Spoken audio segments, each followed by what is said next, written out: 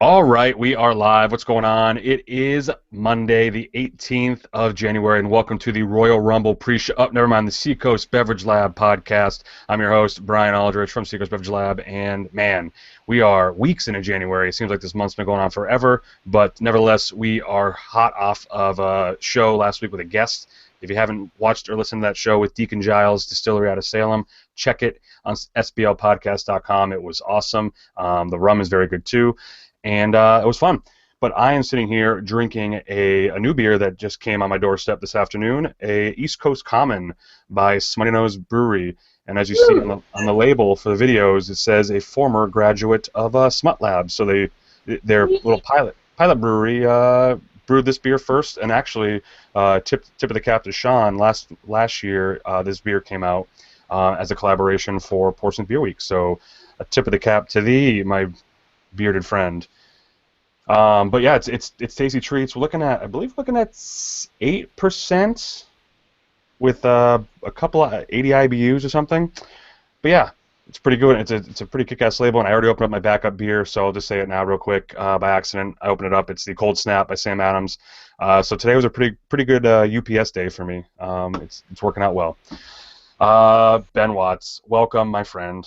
What's up, people? How is things? Good. I'm Ben, and I am drinking Von Trapp's Hell's Style Lager. I'm a huge Hell's fan. I'm a huge Von Trapp fan.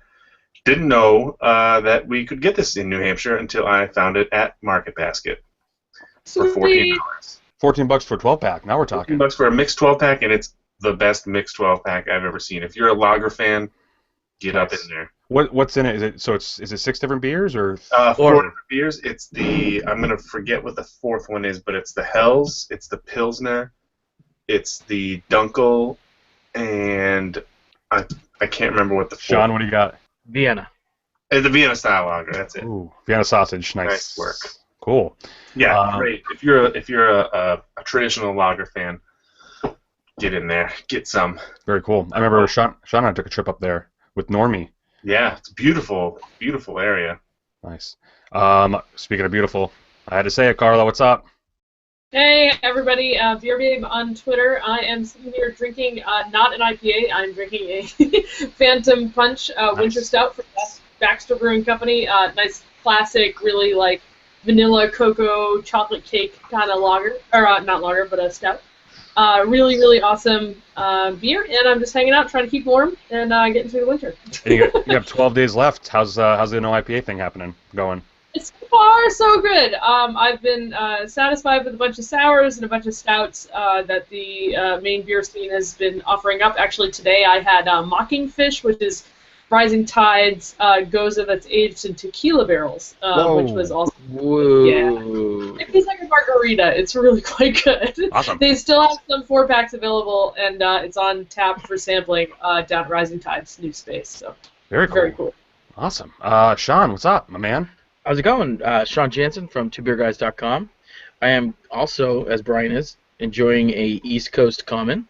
I want to mention something here about the label. It's got a dude flying an ultralight with a keg on it, a keg of beer on it, and he's got like some X-ray or like Superman like yeah, what the hell is that? Like, what is Superman like stream of heat coming out of it, which is pretty cool. Yeah.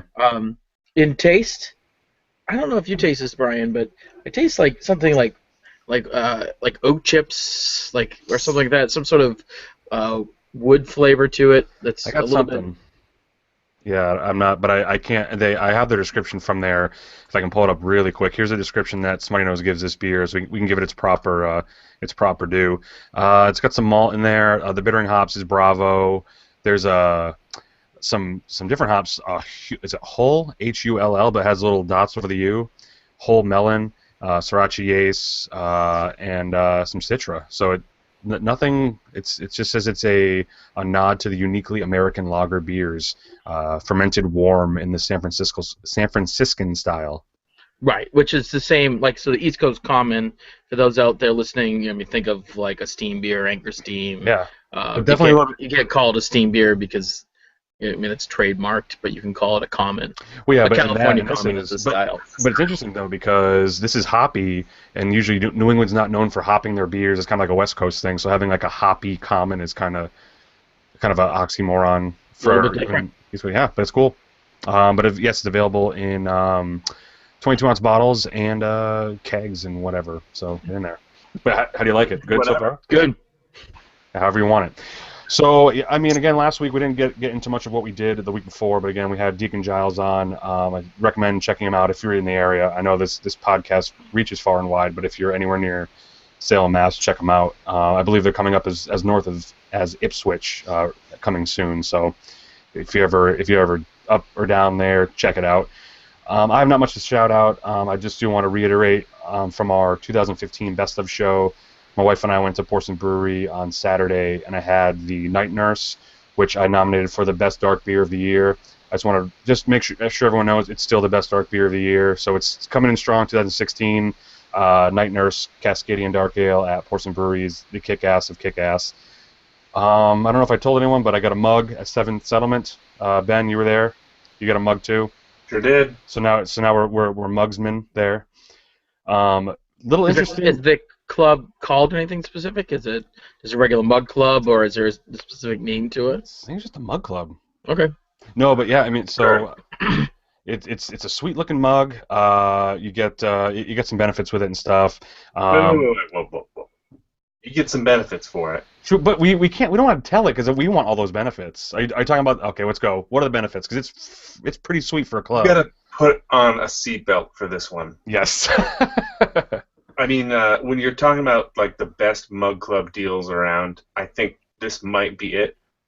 So start off by it's $100. It's $100. Yep. Yep. But you get your own mug, larger size mug, full mug pour for the price of a pint, the usual. Half price apps all day Monday, special party just for mug club members, and maybe another perk that I'm not. Half off apps all Monday. Yep. In there. You bet. And the big one is growler fills. Whoa. Yes. $5 for a howler, $9 for a growler. And that's howler is a half. The 32 ounce, yeah. But it's usually $9. So you're saving $4, but think about $5 for 2 pints of beer to go. Mug members, man, get in there. It's awesome, and the mug's cool. That's cool. Yep. So check it out. I know Carla and Sean were just shocked, which is why we couldn't. I mean, we didn't get a reaction out of them, Ben, but no big deal. I do want to quickly mention that if you guys are in the Portsmouth area and are former members of the Portsmouth Brewery Mug Club, to check out the memberships. 2 things: A, they've gone up in price by $15, and B, there's 2 other tiers of them. So the base tier of the Portsmouth Brewing Mug Club is the same. But now it's $50 instead of $35. But they added a thing where you still get the bigger pours, and you get the discounts at the store and $5 off the beer dinners. Good deal. I mean, right there, the deal's worth the holiday party at the end of the year, which Sean and Ben, you are well aware of. Unlimited beer and food. Cool. The next 2 tiers get a bit interesting. I don't have all the details, but I'll say there's a $100 tier and there is a $150 tier, both of which include discounts of the big beers at Smutty Nose. I believe it's 15% off beers and any purchases at Smutty Nose, which is a solid deal. Nothing to sneeze at. And then I believe they each include free samples at Smutty Nose Brewery if you show your card. It's like the 151, you get your little back rub too. It does, from JT. So we've had him on the show, friend of the show. So JT just from the minister. Get a ministered back rub. Yeah. So I thought it was interesting because I did go to sign up and I'm like, oh, I don't have that much money ready, but I'm definitely gonna go back and do the $50 one for sure because the holiday party's worth it. But that's pretty much all I got. I can't say any other beer updates because it hasn't been. Ben and I did a podcast. Ben, if you want to talk about it and transition into what you kind of did, maybe a little bit. Yeah. So there's this podcast, which is obviously the leader in all beer podcasts. We all know that. Yep. and there's several other podcasts out there that aren't as great, but are still out there.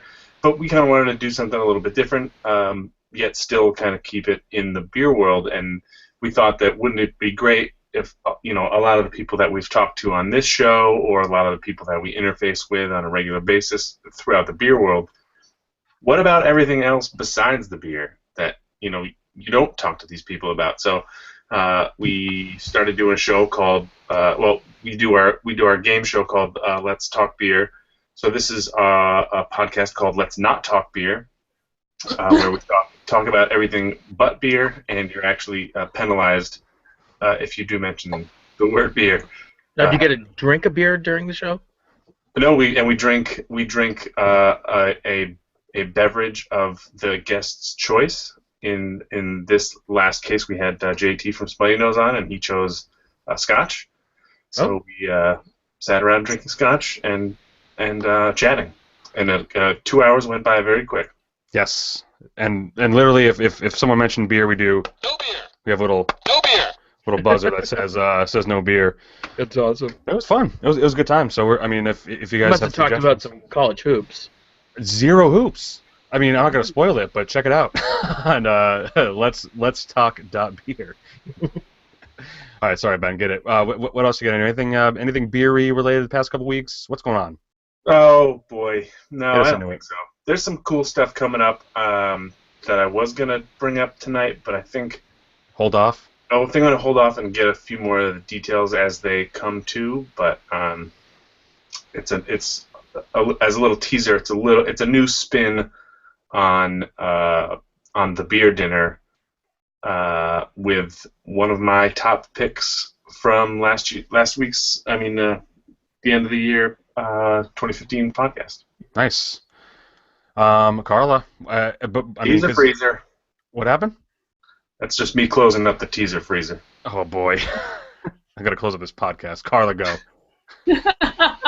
So, as I alluded to in my little intro, I just came back from Rising Tide's new tasting room. So if you guys have not been since they redid their space there, it's kind of amazing how big and how awesome it is. So I recommend anybody who is bored when they happen to be open to go check that space out. So basically, if you've been to Rising Tide before, they used to have to the right, they had a little bar with like a couple of taps behind it and a freezer, like a fridge behind that area.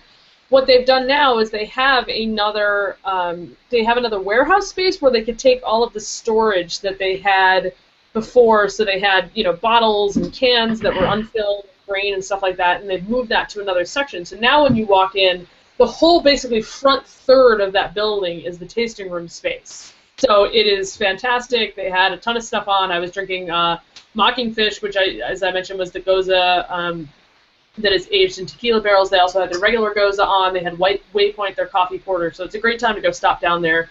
But that was fantastic. Nice. And I also, last week, went to a debut that they held at the Thirsty Pig for a new brewery that's open now in South Portland called Four River Brewing. So they are right over the bridge into South Portland, South Portland's first brewery. They had on a stout, a red, and an IPA. The stout and the IPA were really, really nice, and I enjoyed what they had to offer, and I can't wait for them to offer more. But I think South Portland's really been like aching for its own brewery, so it's nice. It's nice to actually have somebody across the bridge that's doing some cool stuff down there. They have a neat space. It looks like a barn, but they've kind of taken over a space that used to be kind of an industrial space, and they've made it look kind of homey, but it's right across the bridge down in South Portland. Nice. Oh boy, coming in hot. Is that me? Anyway, is Four River an actual river in Portland? I don't think so. Okay. Just a name. But I would have to double check my geography. But it's not familiar to me as like oh yeah, no, it's the Four River. I don't know. Okay. But it's FORE, not FOUR. Just if you're looking it up, but they are our newest brewery. Awesome. Congratulations and welcome. Yeah, exactly. Do they specialize in any sort of beer, or is this kind of just a beers out of the gate, all styles? They're doing kind of everything out of the gate. I've heard that they also have a nitro version of the stout that's very good as well, on top of their own space. I did not have the opportunity to try that, but it sounds like they're going to do a little bit of everything. But I got a chance to meet the people there. They're very humble, oh yay, people enjoying our beer, So I'm really looking forward to what they do in the future. The beginning stages of a brewery. Next stop, I know. next stop, Well, SBLPodcast.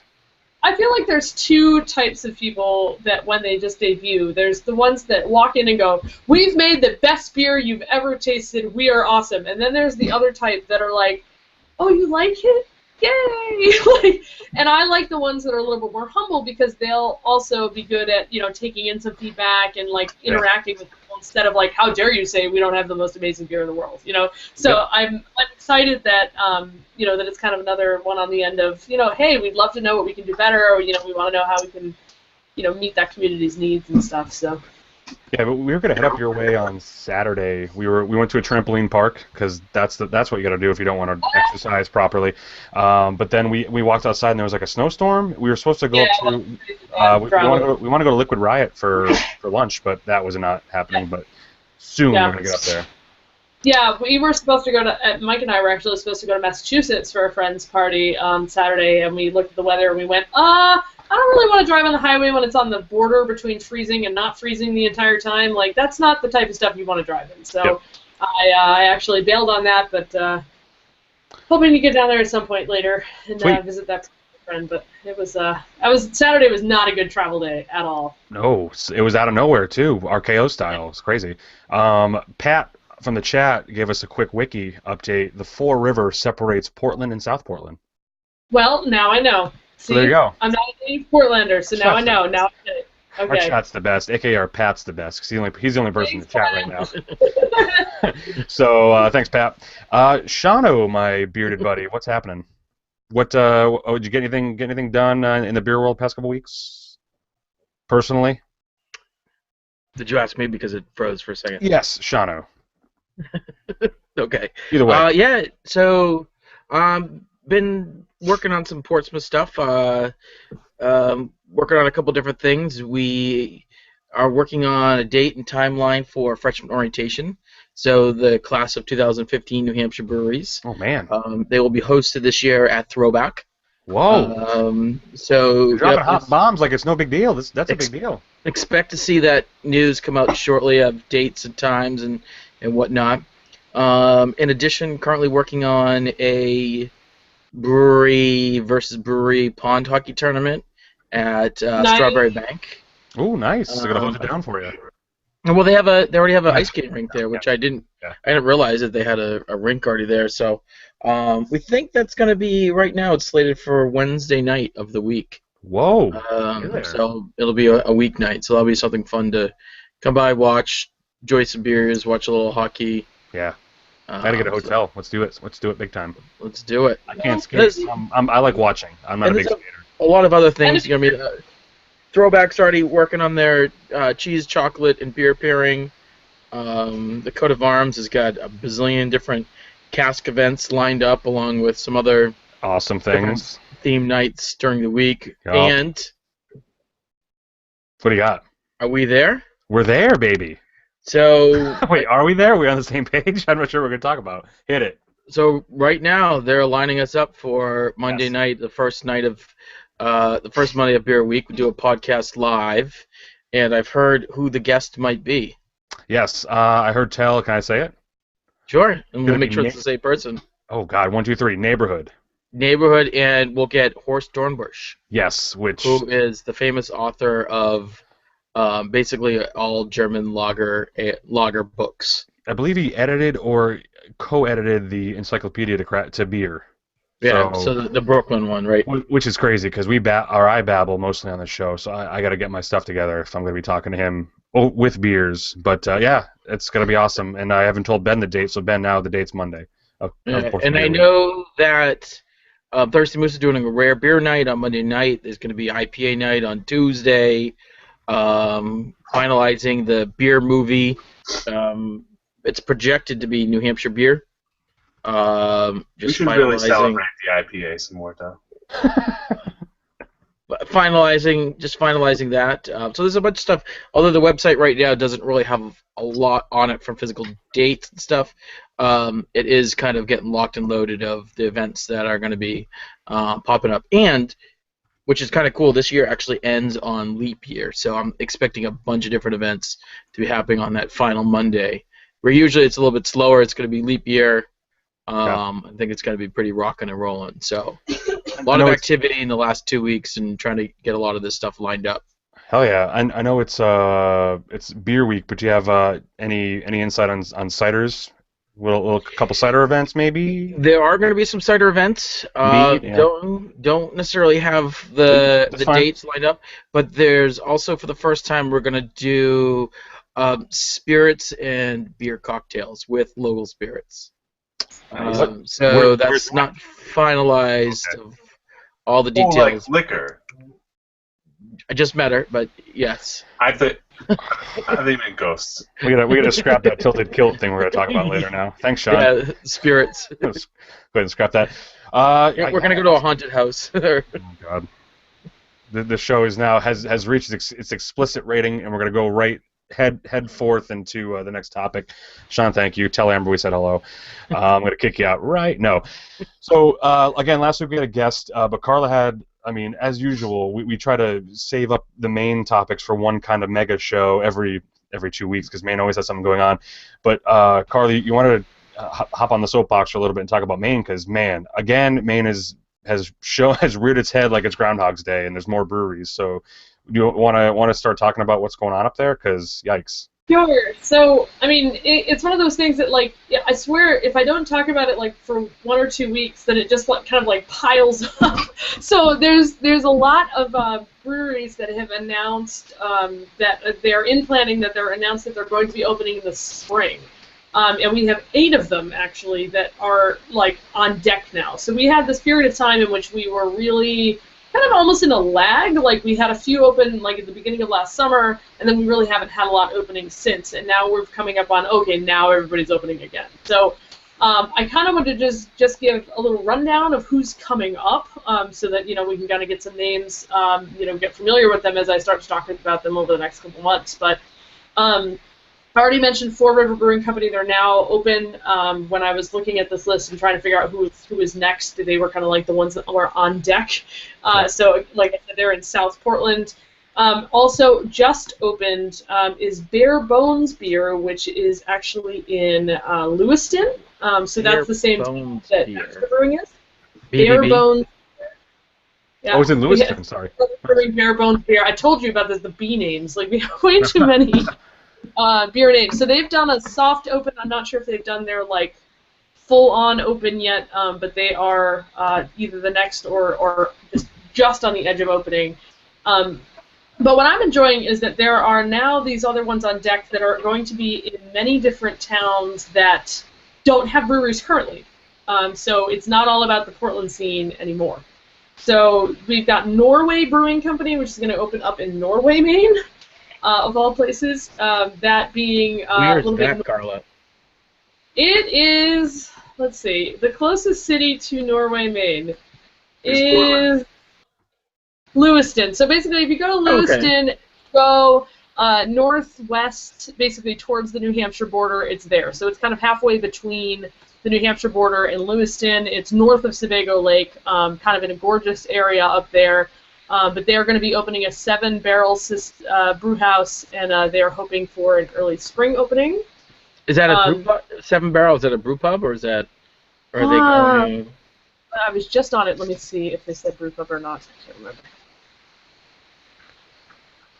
I don't know. I will have to check on that because these are all kind of they're calling it a brewing company. I don't think they're doing a brew pub as well. Okay. There's a couple of them that are, but I'm not sure on these guys. I have to check. Oh, double check. There's so many of them. The next is one that at a certain point did a Kickstarter. They have also changed locations a couple times, and they now plan to open in Westbrook, Maine. It's called Mast Landing Brewing Company. So these guys are kind of. I'm sorry, they did an Indiegogo, not a Kickstarter. But they are getting up and running. They basically started construction. They've got half of their brewery constructed, but I don't think they've gotten their tanks yet. They're looking towards a kind of mid-spring opening. We also have the other one that is in the Portland area is in that East Bayside neighborhood. So that neighborhood where Rising Tide is, and Bunker, and UFF, and the Mead Works and all that over there. Yeah. There's going to be one over there called Lone Pine Brewing Company. Lone, like single pine. In the same what part, like what building, like next to Bunker or? Essentially, like if you're driving, so the Bunker is on your left. Yep. There's a building to the right there that's like pink and green, and it used to have some like electrical company in it or something, and they're taking over the half. Nice. It's basically for all intents and purposes, they're kind of like across the street from where. That's parking. They do have some there. They do have a little lot that is in front of it. I don't know how much of it's going to be given to them versus the rest of the building. It's kind of a split-use building, but but what I always do when I go over there is I just park at Rising Tide and then I just walk to all the other guys and they get some exercise. It's minimal exercise, but it's good. You get a coffee on the way back. Yeah. They're all next door to each other, so it's not like you can be that far off. Yeah. And speaking of that neighborhood, Urban Farm Fermentary, UFF, who are the ones that do kombucha, mead, and cider, have announced that they're opening a beer brewery inside their thing to do gruits, like Earth Eagle. I was just talking to Earth Eagle about them. What? Yeah, so they're going to be doing a gruit brewery.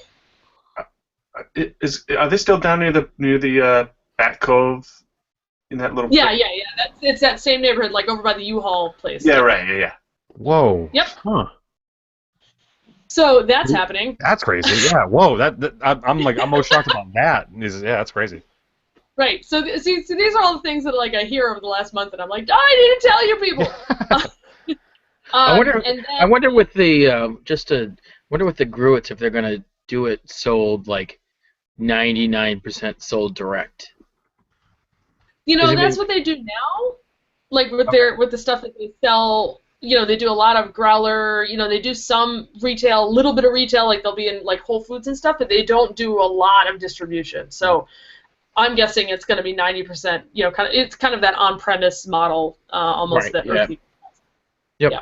That's cool. And I can't say I've had much from UFF. I think I started early with one of their hop ciders. Wasn't a huge fan, but that was years ago. And then I found a better cidery for myself. But I haven't had their kombucha, but everyone freaks out about it. Is it good stuff? Well, what's fun to me about their kombucha is that they have people on staff that go forage for ingredients. So they have that's where the gruit thing's coming from.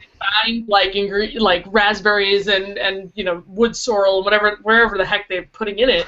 And you've got this really interesting lineup of kind of all these herbal concoctions, and they're all very interesting tasting. And when you're in the tasting room, they'll also encourage you to, you blend them together and make your own mix. So yeah, you could be drinking a strawberry, clover, honey, whatever. It's very fun. And it's also very low ABV, so you can go there and have a bunch of it and not have, not walk out of there totally smashed, which is kind of crazy. Yeah. And then the other one that I wanted to talk about briefly is Dirigo Brewing Company, which is Tom Bull, who we had on the show, formerly Bull Jagger. Ran into him at the Four River Brewing launch, actually, the other day. And he is very close. So they are looking to be opening in March-ish. And they are basically rehabbing this old warehouse space. It used to be this, crazy mill, but they're down in Biddeford. So they're around the corner from Bandit Horn. So they are basically the next awesome Biddeford brewery. So the Biddeford Saco area is blowing up, Bangor's blowing up, but I'm really excited to see what they're doing. They're getting their equipment delivered this week, awesome. So they'll have all the tanks and whatever installed, and then so pulling for that. So I'm hoping that maybe we can get Tom back on the show once they get up and running with their own new stuff. And he has partnered with Pool and Tire and Auto. It's a company up here that does basically auto repair, car stuff, and they kind of formed this partnership, and they're super happy about it. They're going forward, and it's going to be really fun. And again, lagers, are going to be their specialty because that's what Tom does best. So I'm so psyched. I can't wait for that to come You can back. get a beer while you're getting your tire changed. That would, Same things, yeah. I wonder what kind of license you can do that, but that would be cool. That's cool. I mean, and that area is nice because you have, I mean, is Barreled Souls past Biddeford? You have to go past it. Yeah. So Barreled whoa. Soul Do I have to go Soccer past it? slightly south of Biddeford. So like you Okay, go to so- Biddeford and Yeah. then Soccer.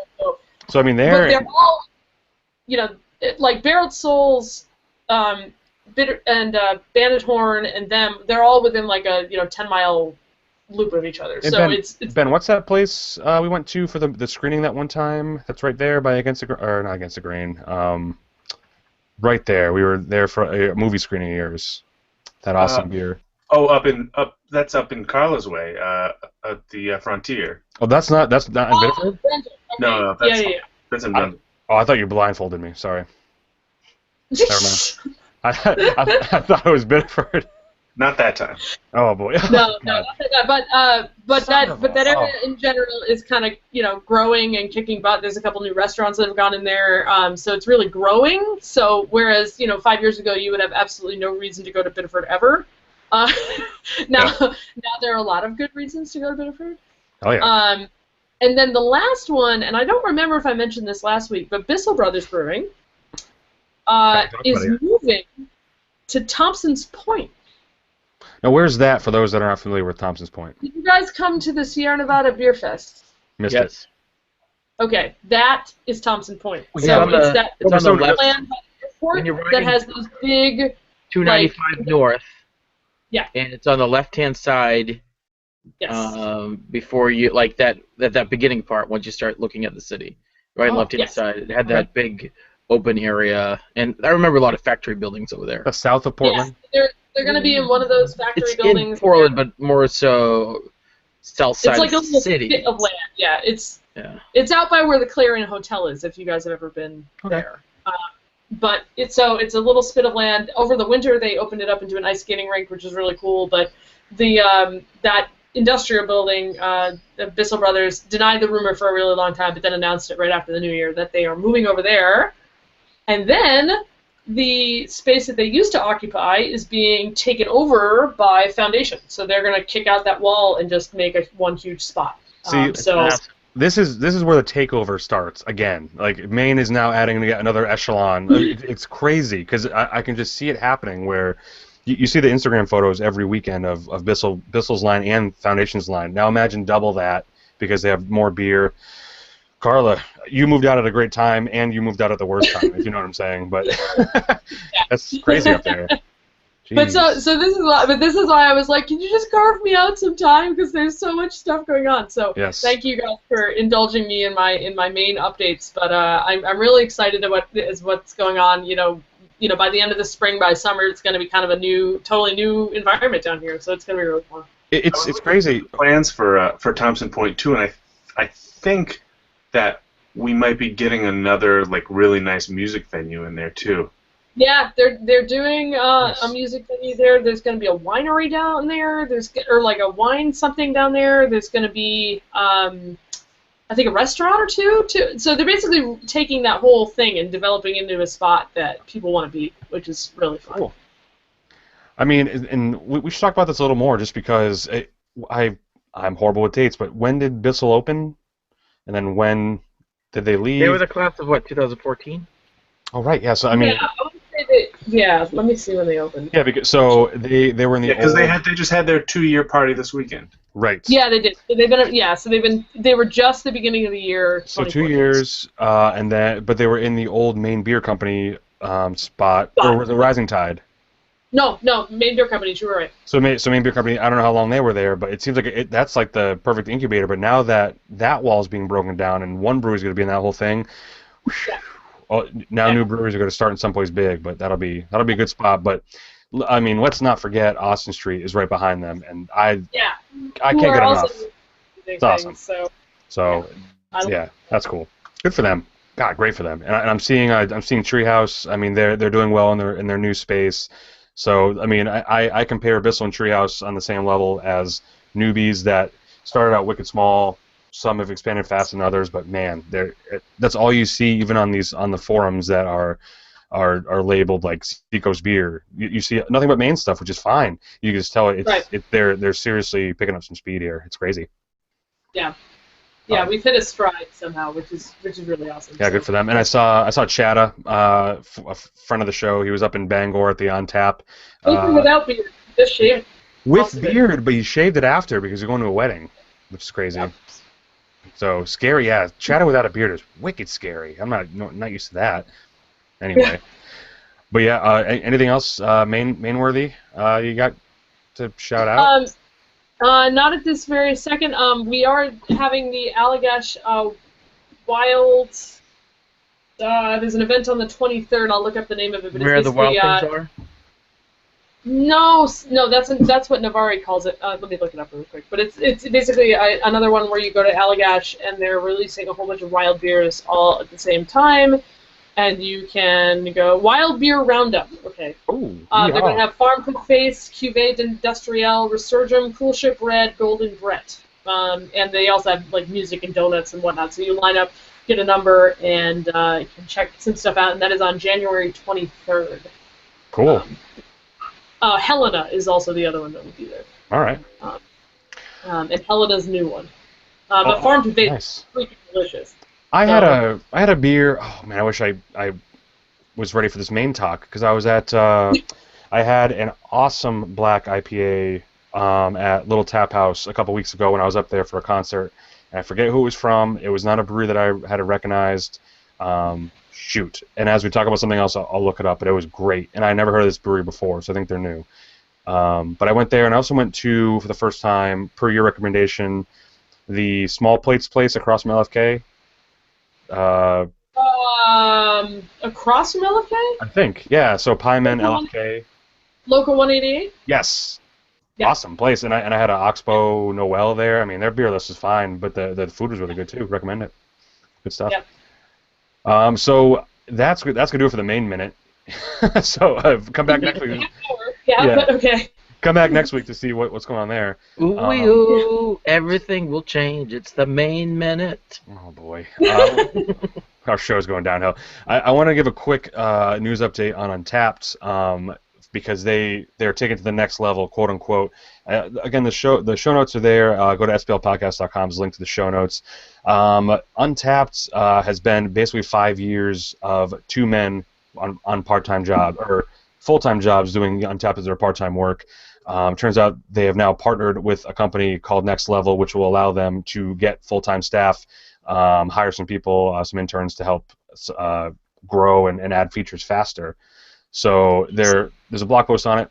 I was just checking it out, and the big question is, are they going to stay working there? And yes, hopefully this will help them transition into more full-time job positions. But Untappd will still remain the name Untappd for those that have it. So, did you guys get a chance to read this? Pretty exciting news for them. Very exciting. Like the least, the most bloated press release that didn't really need to be. I think all they were really doing was kind of just saying, "Hey, we've been acquired by a bigger company.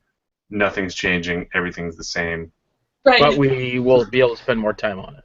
Right. Yeah, and I think because they're dealing with this audience that can be either very bitter and just like they're like, especially you guys that have the Untappd accounts, you're very data centric. You want to know everything, right? So they're trying to appease you guys. All right, here's all the information you need to know. But I don't know. But you're right. It should be 3 sentences. But like I agree with you, Ben. That like all they really needed to tell people is like, it's all going to be the same. Don't worry about it. We're cool. Yeah. Like, I mean, well, at first blush, you look at it and you're like, okay, now we're going to be downloading an app called Next Level, and it's like, it's not going to be Untappd anymore, but it's still Untappd. We still got it. We can still check on our beers. So check it out on blog.untappd.com. We did that. Sean, you put a couple articles in here. Let's talk about a couple. You can clog in your favorites. Do a little. Carla, no. Wait, hold on, Sean. Shut up. Carla, you want to talk about something? We might as well talk about it right now. I feel like I've been talking the whole episode. Why don't we do a couple of the other ones? And then... Oh, okay. So warm up. Carla, sit back. Sean, pick your fave. Your fave from this list. Yeah. Too. So I'm there's a couple that I have here, and so I want to start with, I mean, it's only January 18th, right? So it's still okay to look at the top 10 stories that defined craft beer in 2015 from the eyes of Brewbound. I'll give it to you. When going through the list, what you want to? No, I was going to preface by saying 2015 is over. We did a best of show, but I'll give it to you because this is it's a good list of things that we for like number 10 completely forgot about. So it's right. You can run down. So I'll just go through them quickly, and so if anyone wants to comment, please do. Yeah. So number 10, you may have forgot last Super Bowl, but Budweiser attacked craft beer in Super Bowl ad. And with the pumpkin peach beer. Forgot about it. And then later on, which is number 9, Dick Cantrell resigns because Anheuser-Busch bought the brewery who made a pumpkin peach beer, who was Elysian. Okay. That makes sense. So that's why those two are 10 and 9. These are pretty cool. Craft Founders transition is number 8. Meaning that a lot of founders either kind of transition their business model into other directions, with either selling the business to somebody else or kind of passing it down the line. Or stepping down, like Rob Winmer, and yep. There are a couple of things like that where people are going to step aside or change roles. Exactly. And then number 7, the FDA announces menu label changeling, which requires that if you're at a chain restaurant on draft, that you have to have the results of for calories and sugars and what was it called, the nutritional information. Basically. Yes, the calorie value and supplemental health criteria for beer. And you may have forgot this, number 6.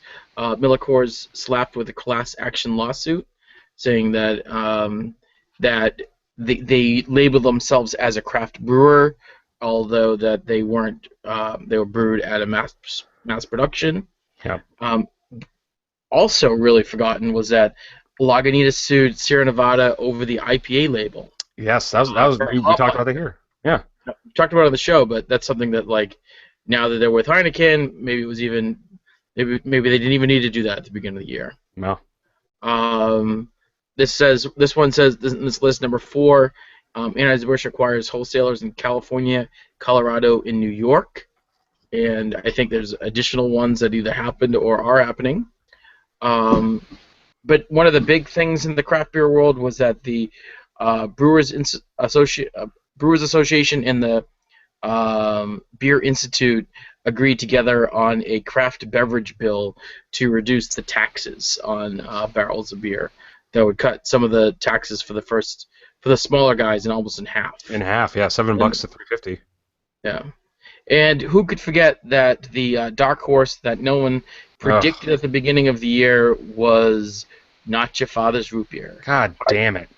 Hard soda emerged, yeah. And if you think that you're done with it, the industry's not done with it, because expect cream soda, hard ginger ale this year across the board. And they said that the biggest thing this year in 2015 was actually deals, and that kind of goes right into the next article that I have. Yeah, sure. Which is labeled as a year of deals by Brewbound, and the best part of that article is actually at the bottom of it. If you scroll to it, it gives an infographic of all the different deals per month, who the breweries were, and how much they were purchased for 2015. So if you took a look at it, 2 breweries sold in January, which were Elysian and Highland, because they sold to the CBA organization. And then there was Full Sail was that private equity, along with Oscar Blues, and again we can read underneath it. But this infographic is kind of showing that every month there was a minimum of, August was slow because there was only 1 deal in it. September had 5 deals. In December, ended up with 3. So in barrelage, that's no longer considered to be craft beer, is over 2 million barrels. Private equity, along with strategic partner equity, was around combined about almost 700,000 barrels. So It's a lot of glog, a lot of beer. pretty crazy under that. So it's kind of interesting when you kind of look at what actually happened in 2015. And I mean, speaking of all of these, acquisitions, there's also the idea that these two companies are going to be one eventually. That was crazy. Yeah, and I was tossing the idea around of doing a 2016 prediction show, but the way this year went, who the hell knows, right? I mean, good gravy. Anything can happen. Anything can happen. Yeah. But at the end of this year, it could be like it's just beer now. It's not called craft beer. It's everyone's bought everyone out, and it's just called beer. We're doing it. So who knows? But do we have any idea? I'll take one. Let's do one prediction. What's going to be the next hard soda craze? We have the ginger ale, we have the root beer, and the seltzer. Any thoughts on what? We have the spike seltzer. It's what it's called. Spiked seltzer. Sarsaparilla? Okay. Is that? I was gonna say maybe. Are they? Would they call it like not your father's cola? Is that too crazy? No one wants to play this game with me. I feel like an orange soda is asking for it. Whoa. Because that whole like creamsicle, like orange. Orange is a hot flavor right now. Anyway, everybody's doing blood orange everything. Orange is the new root beer. Oh boy. I think you guys aren't thinking outside of the box. When it happens, I'm going to be like, oh. Yep. Ben, what? I had a ginger ale the other day, though. The Not Your Father's Ginger Ale.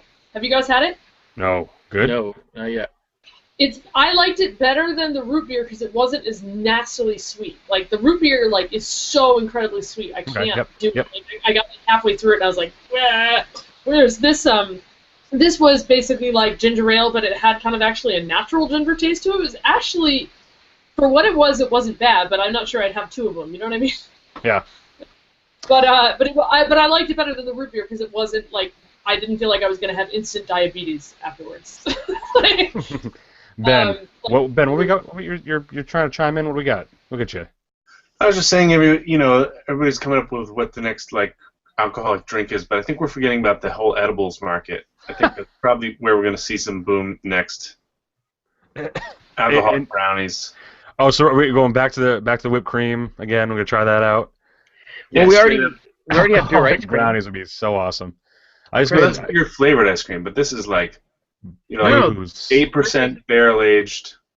Chris's Wicked ice cream actually has an ABV to it. Is that Kelson's you're talking about? Well, so Chris's Wicked uses Kelson for a couple of their styles, but not for everything. Yeah. I'm just saying they use a robust porter, and I'm telling you something. I never had it, but I heard it's good. Ben, favorite edible, what would it be? Brownie, or are you going like Hamburg? Just a. I don't know anything about edibles. It's so past, so above you. Shout out to Pat in the chat for keeping it real. Just a quick Pat chat break. Let's go into Carla's thing, and then we'll kind of exit out of that real quick. Carla, you mentioned, and it was if you guys aren't following Beer Babe on Twitter, you are missing out on. She has more Twitter followers than all of us combined. Thoughts about beer. No, but you can also tell when you're having a day, and I'll tell you something. It was maybe last week or 2 weeks ago. I saw you tweeting up a storm about this. And I know you're outnumbered in this topic, but how far do you want to get into it? All right, so the bottom line is this: is that there's a chain restaurant that is in the kind of realm of Hooters. So essentially, their main calling, even though they'll say it's about their food or whatever, is the fact that they have busty, kind of sexy waitresses in this place, and it's called Tilted Kilt. So it's basically the same type of thing. They're all over. You have to say they are all over the country. You have to say what this trend of restaurants is called.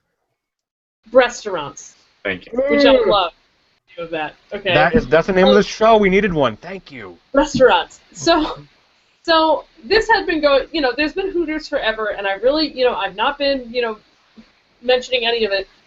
until we now just had the opening of a Tilted Kilt in South Portland, Maine. So there is now one over by the mall, and I went and because of course I get notice of all the craft beer bars that are opening and whatnot that's going on in the area, and I went to look into it, and I was like, oh my god. So essentially, I went onto Twitter, like the feminist that I am, and I was like, does anybody else just find this ridiculous that we are not only having a restaurant open, but we're also culturally appropriating Scottish culture? Like, we have all these women wearing kilts that barely cover their butts, and all this stuff. And I just put it out there, it's a thing. This exists. It's 2016 WTF. Well, so yeah. Well, no. So I was gonna chime in and try to defend you, because even since we started the show, we've had Coors Light's ads, and obviously all the busty women were doing the ads thing, but that's since died down. So we thought we were in the clear, right? Not anymore. Tilted Kilt's back. Yeah, no. I'm not saying they're the devil. I'm just saying the age of advertising, pinup dolls and beer. Save that for Narragansett. They still do that, but just saying. Yeah. So it caused a bit of, and it's funny because Lou Bryson is he's a beer blogger of old school. He got into whiskey, wrote a book about whiskey, and now he's back to blogging, and he has this now roundup of links that he does, and actually the most recent one that he did included my tweet at the bottom about this. So I have a feeling that the topic is going to come back up with me, but it's just, to me, I'm not going to go ahead and support that just because there's a lot of reasons. It puts it in a position where everybody says, okay, yeah, but these employees actually want to be there, but you don't really know what it's like to be around a bunch of men that are intoxicated. Even if you put yourself in that situation voluntarily, it's very easy for people to cross the line and to do stupid stuff. So I just don't support. I don't think it's necessary, but people do say, oh, there's a niche for this, and guys love it, and it makes a ton of money, and it sells a ton of beer. I'm just still a little surprised that it's 2016, and that is what we have to do to have a restaurant that sells beer and makes money. Right. So yes, that does suck, and I get it. But there's definitely a difference between a place that has the Tilted Kilt look but doesn't sell craft beer, and the Tilted Kilt that does gangbusters in craft beer. Yeah. The only experience, I had never been to a Tilted Kilt, but the one, and this is a shitty comparison. I'm just gonna dive in head first. The only comparison I can have to it was Portland, Oregon. Most strip clubs per capita than any state ever. You walk in. We went into one strip club. I'm not going to say who with, but I went to a strip club when we were out there for the beer bloggers conference. It had the best beer list of any bar that was close to it. Granted, my back was to the ladies, but I'm just saying I've been to similar place with craft beer, but it is definitely a niche market. Go. But in a way, I don't even object to the strip club that has good beer. Okay. I object to the fact that it's a craft beer bar that thinks that it has to have booby ladies to sell the beer. Gotcha. To me, strip clubs are, in and of itself, an entirely different entity than a bar. It is a thing, and that is by itself. I don't like it when we get into this weird blurred line of, am I going to bring my kids there? It's a weird sexual model in a non-sexual environment of a restaurant. So, it's a restaurant with beer, not a strip club. If it was a strip club, then there's an expectation, there's an age limit, there's it's expected. Yeah, but when you go there, all it does, if you're in this middle area of restaurants, is it reinforces the stereotype of women should always just be bringing you your beer and they should always be hot, and that's what guys do, is we go out on our lunch break and do that. So it's weird. These institutions like Hooters have been around forever, and it's not me suddenly standing up on a soapbox, but it's just an observation. It's do we really? Why is this here? It's weird. I'll give it to you, but I will also tell you that Sean, Ben, and I are working on a Chippendale style beer bar, so stay tuned for that. It's called Dad Bods. They actually pay us to keep our clothes on. Oh, there is a version that's a guy. We'll do it. Well, I can't remember. There's a guy version and it has some horribly cheesy name. I gotta think of what it is, but it's like the reverse of this. But I don't like it either way. Yeah, I'm not too fond of the gimmicky restaurant. I mean, I went to Hooters Trivia a bunch as a high school kid, but it's because of the wings, and it would submit. But yeah, it's weird, but it's in the name too. So obviously you know what to expect I hope when you go into a place called Tilted Kilt. I don't know though, like what would the average Joe Schmo like who didn't know what that was know that Tilted Kilt meant that there's like sexy ladies inside? I could have guessed. Scottish pub. I don't know. Oh, like, yeah, I guess. Okay. It's like Hooters is like obvious about it at least. Right. Yeah, great chicken wings. Oh no, the other that I too. don't know. Like, and that's why I put it out there on Twitter. It's like I don't know what the answer to this is, but it was weird. Yep. I'm gonna say it, Pat. We'll see. So I've got a counter starting somewhere to see how long this lasts in South Portland. So I'm just gonna say the chat room is blowing up here. It's a quote from someone in the chat says, "To me, cute girls in restaurants. If I can't date you, then you're wasting my time." This is why I don't see out. Oh boy. Good stuff. Oh, our chat room is awesome tonight. But yes, I totally agree. But you said it's near the mall, but I thought there was a place that had good beer near the mall. Like, must be the main mall you're talking about? Oh, okay. So near Main Mall, they have Jimmy the Greeks, which has a lot of That's what I was talking beer. about. This is closer to the airport, so it's almost like you get off okay. on the way to the airport. It's right there. So it's in that general vicinity. But it's near like the Home Depot, and like it's a weird little. So you gotta admit though. So and this is me generalizing. Sean, Ben, you've been on business trips. There's some weird dudes that travel in and out from business, going to airports that would definitely go pay money there. It's a sleaze. Right. It's a sleazy clientele. I'm not saying you guys are. Don't get me that wrong, but I've seen some people that would for sure just kind of go there from the airport. So I guess it's a good location. Well, I just want to go back to your other comment, Carly. Do you actually think it won't last 2 years? I don't know. It'll last. It will. It last because it's not in. I think it'll last because it's not in Portland proper. If it was in the old, it would last 5 minutes. If it was, now that it's in that business park near the hotels, like out there, then you have what you're talking about, Brian. The passer through hey, I'm gonna go get a burger crowd. If it was actually Portland, I don't think it would. That's a good call. You can go probably about 10 minutes down the street and get some good donuts. Yes. Yeah. But what do you mean? So we don't have the donuts anymore. Oh, it's not there anymore? Oh, I didn't know it closed. What? No, it burned down. No, not that much. Like they burned it down. Like some old Christian lady was like, "I can't handle the sin." Those Westboro Baptists burning stuff down. However, there are strip clubs and stuff down in that direction as well. So if that's really what you're looking for, that's the right neighborhood for it to be in. I just don't know. I think the proper next step for us to do is for Ben, Sean, and I to go up there just to research, check it out. I mean, we'll report back. No, I'm just kidding. We'll let you know what we find. Hey, feel free. I'm not giving them any of my money, but if you can go ahead. But I definitely agree with you, though, because Portland, just like Portsmouth, is not a town for chains is one word, but gimmicky restaurants. Well, that's the thing, yeah. That itself, no matter what the chain is, they don't. If there's two of them, they don't want them. Yeah, I mean, the only chains there is like Gritty's and Starbucks, and that's it. Right. But nothing. Oh, for sure.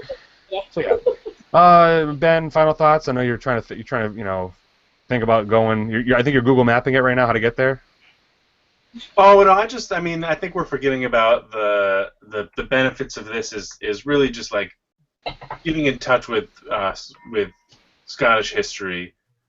I think there's that you get not only are the waitresses attractive, but they're also well versed in all things Scotch.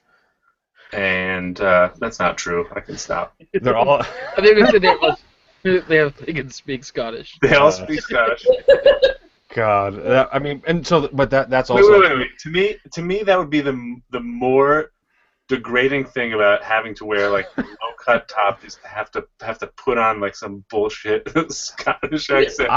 I've been to a what the hell is the German lager? I've been to a Polliner beer house in Shanghai where the Chinese waitress had to wear the German getup and a pigtail wig. So if it's anything close to that, forget it. But I also say it, Yeah. it was super weird. But anyway, but I hope that, and I doubt that the waitresses or the waiters there are well versed in beer. And I think selling the craft beer, it'd be nice. It'd be nice. It'd be a good touch. It'd be a surprising touch if they could learn what they sell. But that goes in any place though. That's even around Portsmouth. There's some places that don't have that don't have the knowledge still. That sell a lot of beer. So because I've heard that the Tilted Kill as a company sells a ton of craft beer because you put that there, and I don't know. Little birdie told me. I'd rather have them sell a bunch of macro beer, and then I couldn't be mad at them. So go for it. But, I don't know. We'll see how this is going to play out, but it was kind of surprising news for me. But. So, Carla, how about this? Let's throw this out there as a truth bomb.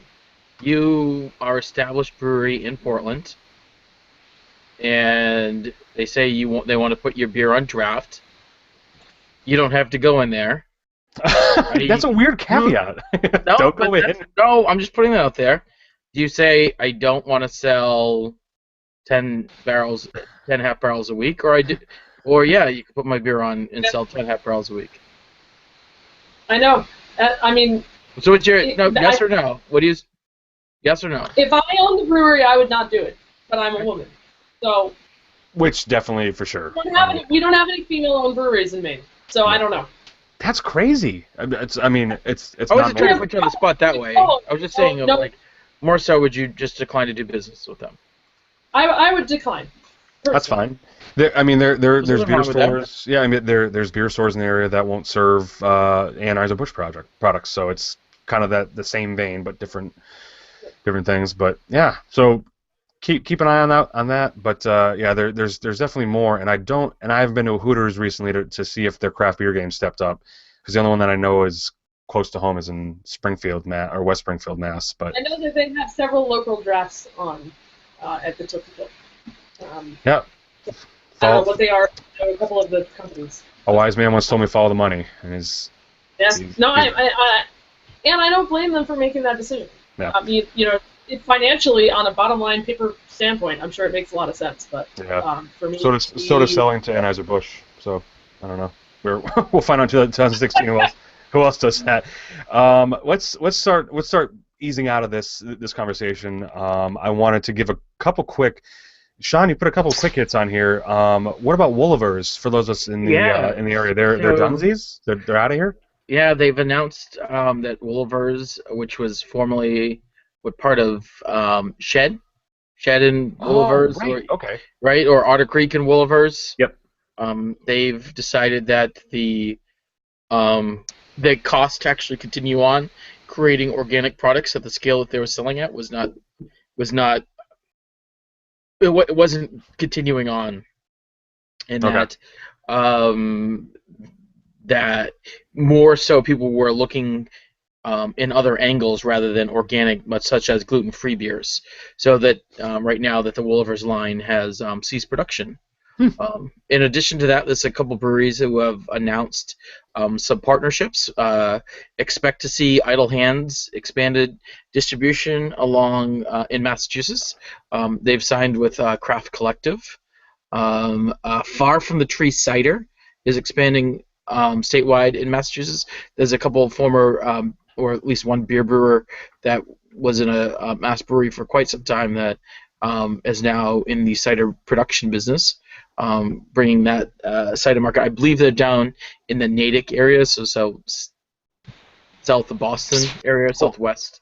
And also, there was an interesting story that came out about CBA renting part of their Washington brewery to produce Pabst different beers there. That's crazy. And it's almost like a rent to own if they so choose to. So.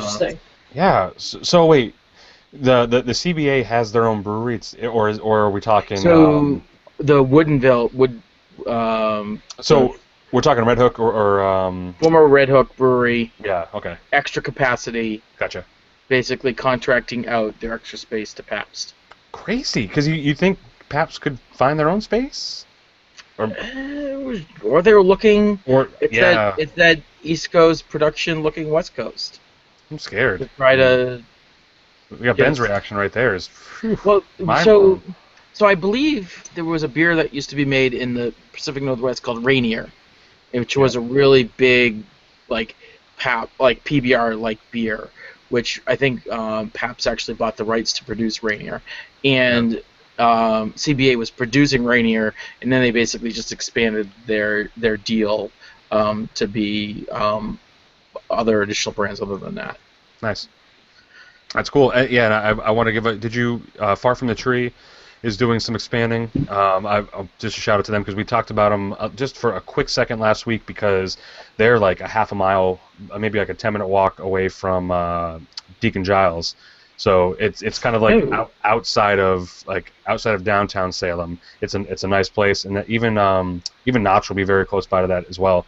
We didn't go to Far From the Tree, but their ciders we've had are awesome. I mean, it's okay. So I take that back. Far From the Tree was not the cidery that I was thinking of.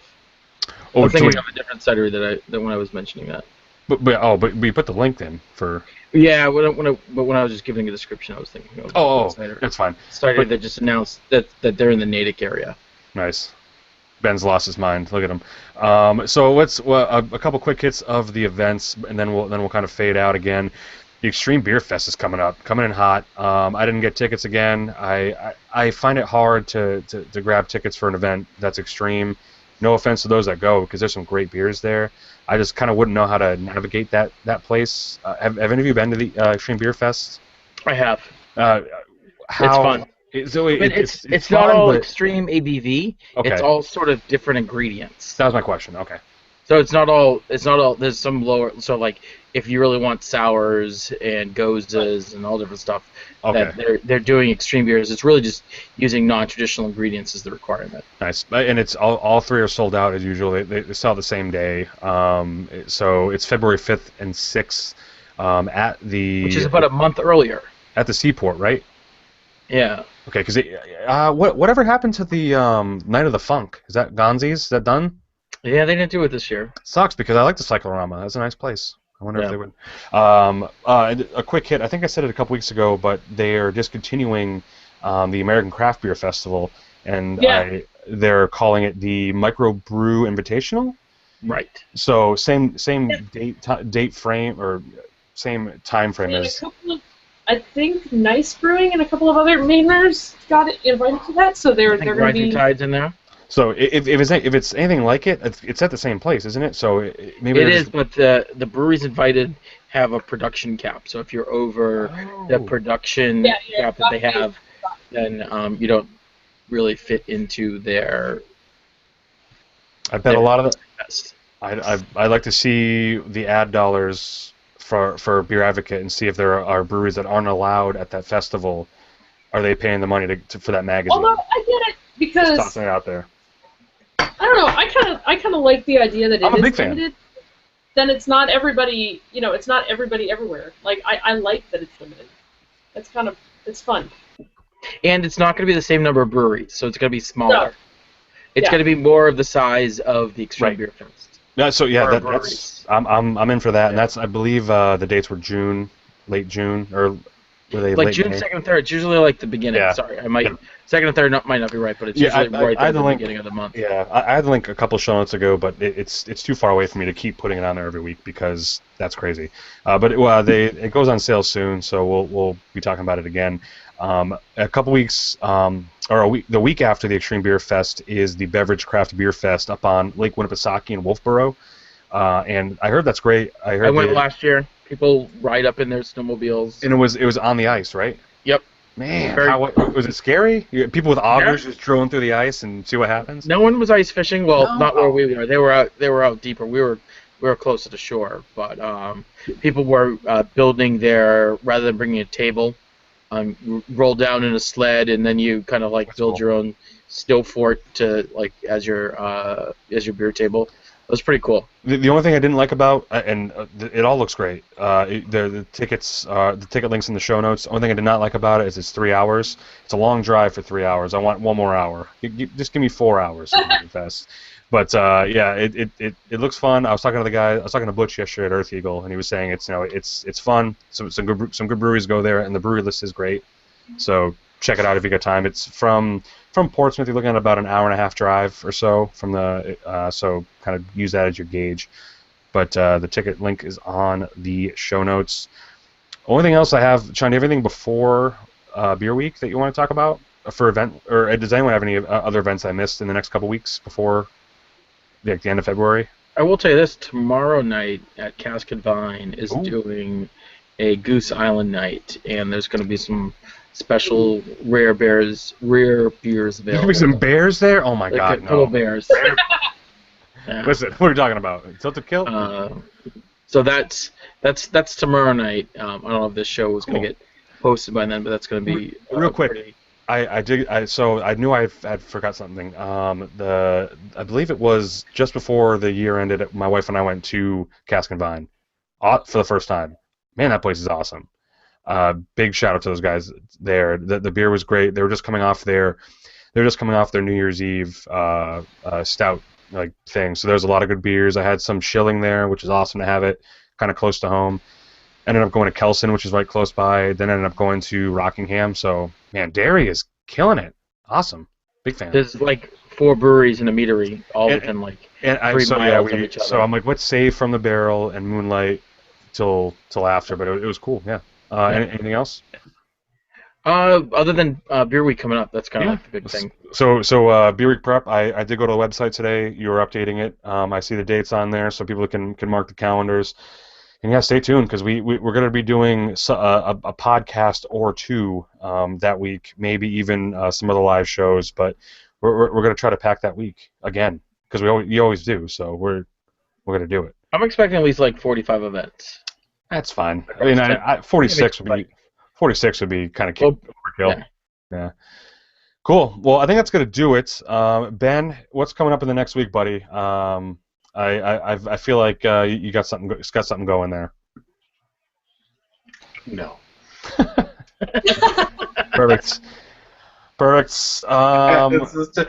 feel like I'm the worst, the most buzzkill guy on here. Just since Momo left, we needed a good replacement. So yeah, you're in. At least he's having a beverage rather than a big glass of water. That's true. I saw him last. I saw him at the Love the Mo. So I just put on my Facebook when do you think Maine will get a women-owned brewery? And everybody's responded so far, but well, whenever you open one. I'm like, I'm not opening a brewery. No. No. Look at that. That one chat on the SBL podcast is going to get... Once Carla lands on the moon, she lands on the moon, comes 50, back. 50,000 likes, and everyone's going to be voting Carla for president. No! All right, so Ben, I know that there's not much going on in the next week, but are you looking for any, are there any beers you want to try to find in the next week? What beers are you into recently? What do we got? What's getting in there? Well, I can say, for my local, was pretty pumped that to open Facebook and see that of the 6-tap that they had on, Thistle Pig was pouring Epiphany yesterday, was pouring Substance yesterday, was pouring Nice, Sriracha Ace, I think a Tributary, and something else, and they had Steal This Can in cans. But man, that place is good. Man, Thistle Pig doing it. And then you sent me the list, and God, man, don't send me their beer list ever again, and until you know I can be there, because that's crazy. It's a problem. I saw the picture, and I'm just like, that sounds like a good time. Yeah, and just that and charcuterie. I mean, and then all their other stuff. God. Yeah, I walked in, and the guy's like, "Do you want a beer?" And I was like, "Well, yeah, I want some Epiphany." He's like, "I almost started pouring it the minute you walked in." I think we should do the podcast from there, just sometime, so we can eat and drink there. Just because, that's the place we should do a podcast. Yeah, I think that's a great idea. Not even with them. Let's just do the normal show. But we'll just show up. We're just there. We're just there drinking it. Oh, awesome. Carla, what's going on in the next week or so with you? Honestly, the only event that's coming up between now and our next thing is the Allagash Wild Beer Roundup. So, and, various other just, random beer releases. But if you're looking for events, come on up for the Allagash event. Sounds pretty awesome to me. But just rounding out my IPA-free January. That's all I'm doing. Boy, stay strong. Listen, live strong, as someone else said. Sean, what's going That's it. on? Off I the mean, road. you have nothing going on this weekend that you're doing anything, or it's fine? No, unless you want to invite me to something, we've got something going on. Oh, I do. Oh my God, Sean, let's talk about it right now, real quick, while it's on air, so I have your answer. And if it's set in stone right here, Sunday night, because I'm talking about it right now. Only thing I got going on Sunday is the Royal Rumble. And if you're gonna back out on me right now, that's crazy. You're not in. You're gonna fall asleep. You're gonna fall asleep on my couch again. It's not gonna happen. Because I believe the last pay-per-view was WrestleMania 2 years ago. So, but yeah, we'll talk about it. That's honestly the only thing I had to talk about. I want to give a shout out to Earth Eagle for keeping it real. Their tap list is absolutely bonkers. Their guest list is super crazy. They have How many guests to their own? Like, what's the ratio? So it's of, like, 6-4, 6-6. Sean, was it? Yeah, I think they have. It changes depending on what their production is. And so I'll what's ready. I'll say they have 5. I'll say they have 6-6 for whatever. But we were there yesterday, and they had the Ballast Point peanut butter Victory at Sea. They had another coffee quad that was incredible. I forget the name. It was called Barista. I forget the name of the brewery though. But they always have great guest taps. But their taps are great now. Again, Portsmouth Brewery. Don't overlook that ever. I mean, you're nuts if you don't go there. Locally, I'll give a shout out to Bear Irish, who released a coffee porter made with D Squared coffee, which is right up the street from me in Exeter. Other than that, this weekend, not much going on. I might go down and check out From the Barrel and head up to Great North again in Manchester just to see how they're doing, because their beer is pretty good. But that's all I got. So we're going to shut it down right there. Thanks again to the guys in the chat, and we're going to come back to you next week with another episode of the SBL Podcast. Tell a friend if you haven't, because otherwise we're just talking to ourselves, and I don't want to open up a whole hangout just to talk to the 3 of my friends here. So let's keep it going here. Ben, Carla, Sean, cheers, and we'll see you next week. Cheers, gang. Cheers. Cheers. Bye.